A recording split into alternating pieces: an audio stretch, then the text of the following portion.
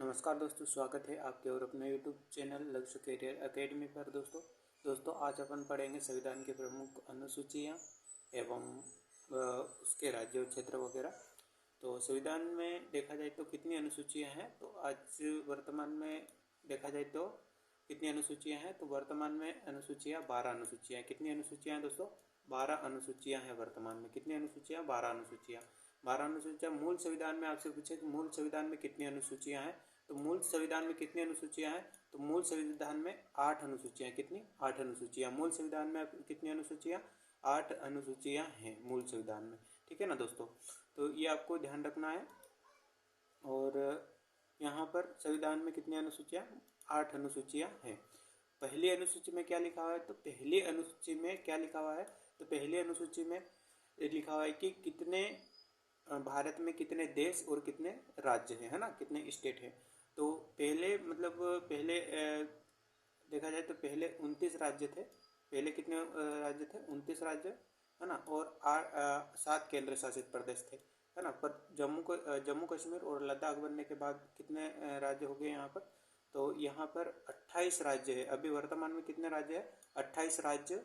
28 राज्य और 8 केंद्र शासित प्रदेश है। कितने? 8 केंद्र शासित प्रदेश है। 28 राज्य और 8 केंद्र शासित प्रदेश है।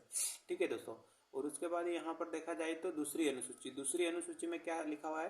दूसरी अनुसूची में वेतन और भत्ते का उल्लेख है। क्या है? वेतन और भत्ते का उल्लेख। जैसे कि मान लीजिए राष्ट्रपति, प्रधानमंत्री, है ना, और राज्यसभा का अध्यक्ष, लोकसभा का अध्यक्ष, इन के वेतन और भत्ते का उल्लेख है।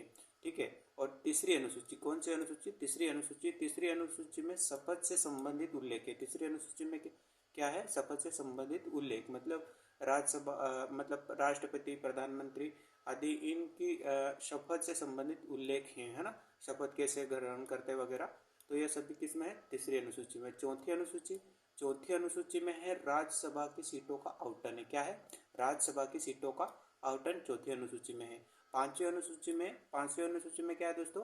अनुसूचित जाति, अनुसूचित जनजाति के क्षेत्रों का प्रशासन का उल्लेख है ना। अनुसूचित जाति, अनुसूचित जनजाति के प्रशासन के क्षेत्रों का उल्लेख है। ठीक है ना दोस्तों।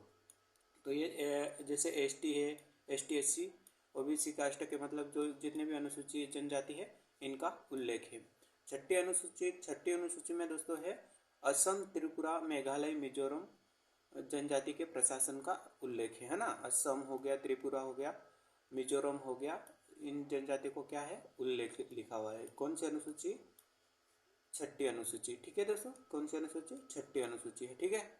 और सातवीं अनुसूची में है केंद्र और राज्यों के बीच शक्ति का बंटवारा। मतलब केंद्र सरकार और राज्य सरकार के बीच शक्ति का बंटवारा है। ठीक है दोस्तों।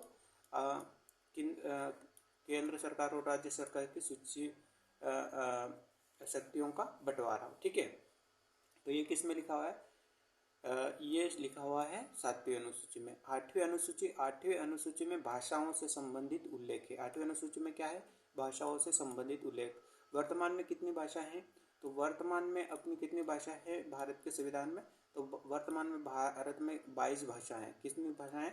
22 भाषाओं का उल्लेख किया गया है। वर्तमान में कितनी भाषा का उल्लेख किया गया? 22 भाषा का उल्लेख किया गया है। ठीक है। और अपने राष्ट्रीय भाषा क्या है? तो राष्ट्रीय भाषा हिंदी है। अपने देश की राष्ट्रीय भाषा क्या है? तो राष्ट्रीय भाषा हिंदी है। कौन सी भाषा? हिंदी।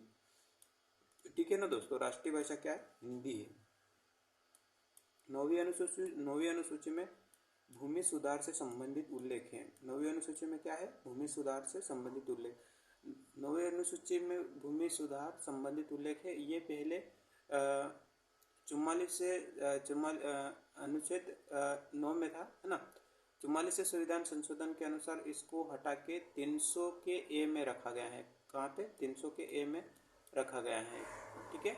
और 10वीं अनुसूची में दल बदल से संबंधित उल्लेख है। 10वीं अनुसूची में क्या है? दल बदल से संबंधित उल्लेख।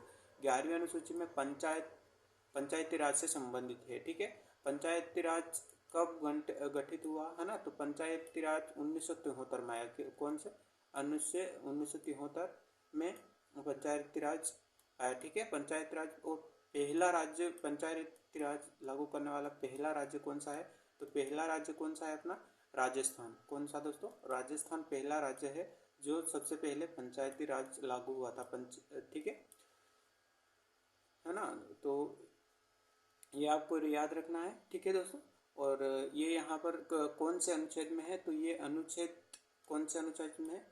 अनुच्छेद 243 में है। किसमें? 200 अनुच्छेद 243 में। अनुच्छेद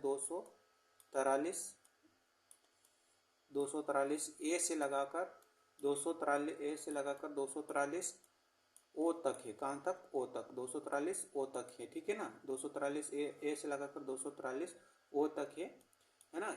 तो ये पंचायती राज है। ठीक है दोस्तों। उसके बाद 12वीं अनुसूची नगर निकाय से संबंधित है। 12वीं अनुसूची काय से संबंधित है? नगर निकाय से संबंधित है।